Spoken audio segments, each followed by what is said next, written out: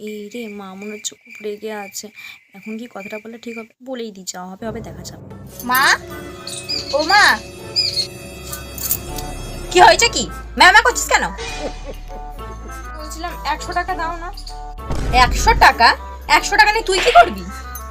ওই বান্ধবীদের সঙ্গে ঘুরতে যেতাম। মেয়ের শখ কম না, বান্ধবীদের সঙ্গে ঘুরতে যাব।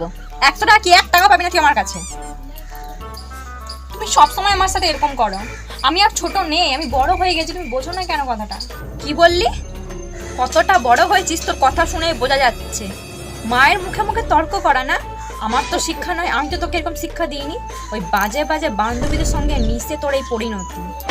আজকে যদি তুমি আমাকে 100 টাকা না দাও না। এই আমাকে হুমকি দিতে আসবি না, বুঝলি তো? কি করবি? কি তুই কি করবি?